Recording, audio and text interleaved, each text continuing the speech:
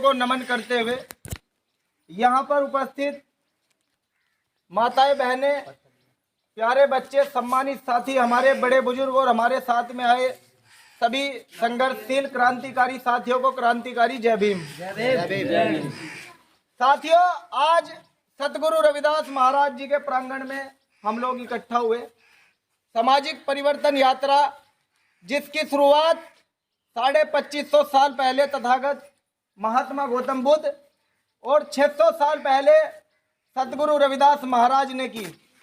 तो मैं अपनी बात शुरू करने से पहले आपको याद दिलाऊं कि गुरु महाराज जी कहा करते थे, ऐसा चाहूं राज में जहां मिले सबन को अन्न, छोट बड़े सब सम बसे रविदास रहे प्रसन्न। ऐसा राज, बेगमपुरा राज, जिसकी कल्पना, जिसका निर्माण सतगुरु रविदास महाराज करना चाहते थे।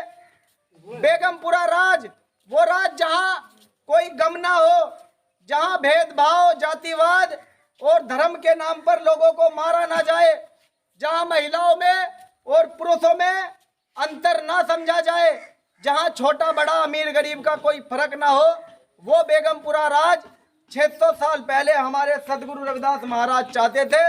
उन्होंने उस राज की बात करी जिस राज को आज भारतीय जनता पार्टी की सरकार हमारे ऊपर जबरदस्ती शोषण करके चला रही है। हमारे गुरु रविदास महाराज ने राज की बात की और हम उनके मंदिर बनाकर पूजा पाठ में लग गए। ये उनके मिशन के साथ भी कहीं ना कहीं खिलवाड़ है। साथियों, बाबा साहब अंबेडकर, महात्मा ज्योतिबा फूले, साहू जी महाराज, तमाम महापुरुष इस समाज में आए।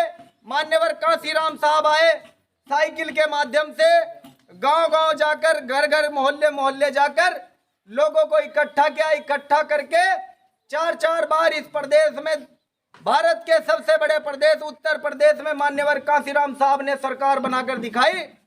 आज उस समाज के ऊपर शोषण हो रहा है, उसका अत्याचार किया जा रहा है, महिलाओं के साथ बलात्कार की घटनाएं होती है।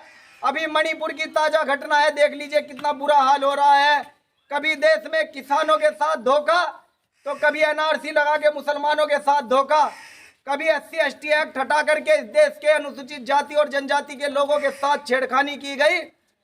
उन सब के विरोध में आज पूरे देश भर में भीम आर्मी भारत एकता मिशन नाम का जो संगठन है, जिसके संस्थापक भाई चंद्रशेखर आजाद है, वो इन सब पीड़ितों की, शोषितों की, वंचितों की लड़ाई को लड़ने का काम कर रहे हैं।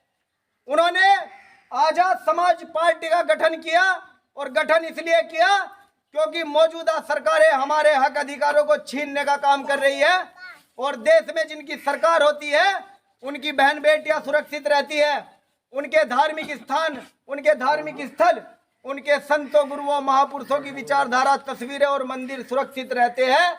इसलिए भाई चंद्रशेखर आजाद ने आजाद समाज पार्टी का गठन किया, जिसके माध्यम से देश भर में घूम करके हम अपने समाज के अल्पसंख्यक लोगों को, अल्पजन जो बने हुए हैं, जातियों में बटे हुए हैं, उन लोगों को इकट्ठा करके बहुजन समाज बनाएंगे और बहुजन समाज बना करके इस देश की सरकार को बनाने का काम करेंगे, जिसमें बहुजन समाज का व्यक्ति उसका नेतृत्व करेगा। आने वाले 2024 के लोकसभा चुनाव में आप सोच रहे होंगे कि दोपहरी में, इतनी गर्मी में, भरे पसीने में ये लोग साइकिल से क्यों घूम रहे हैं।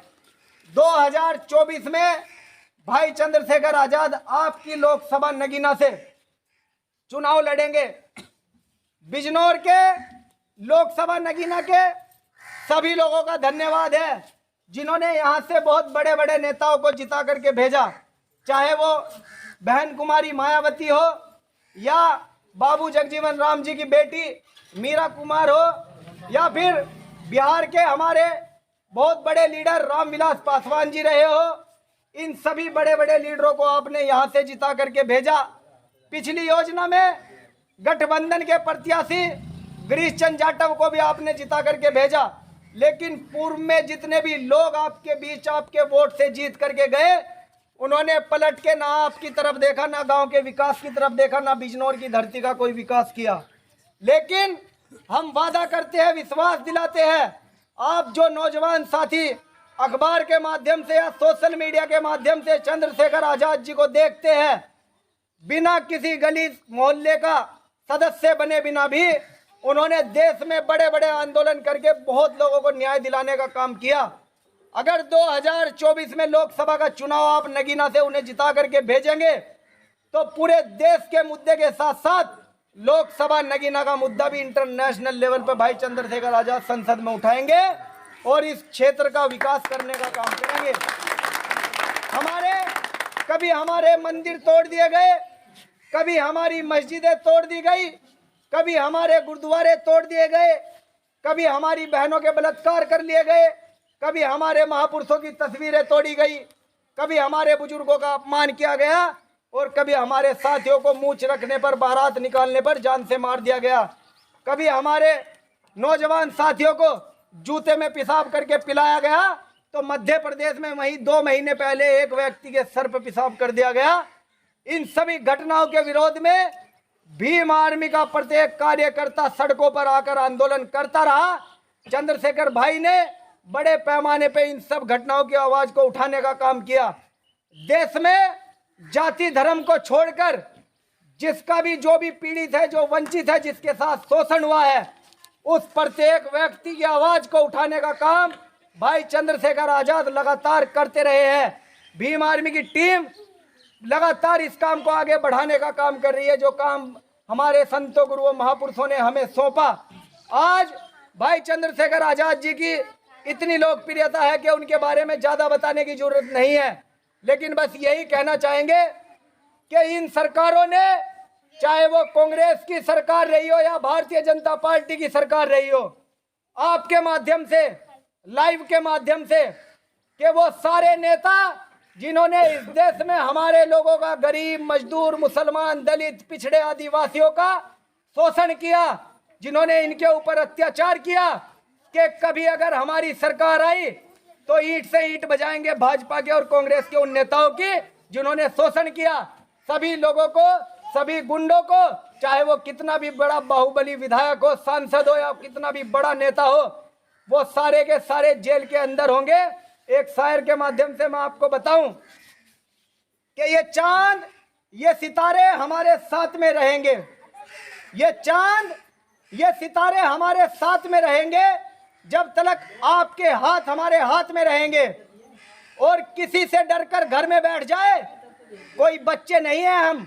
जिस दिन हमारा मौका आया, हमारी सरकार बनी, ये सारे गुंडे हवालात में रहेंगे। साथियों, चंद्रशेखर भाई के लिए भी 4 लाइनें हैं सदगुरु रविदास महाराज जी का, उसमें नाम होगा कि तोड़ दो ये गुलामी की बेड़िया, लगाकर सदगुरु रविदास जी का बुलंद नारा, कि तोड़ दो ये गुलामी की बेड़िया, लगाकर सतगुरु रविदास जी का बुलंद नारा, और संतों गुरुओं महापुरुषों की विचारधारा पर बहुजन राज स्थापित करेगा भाई चंद्रशेखर आजाद चमारा।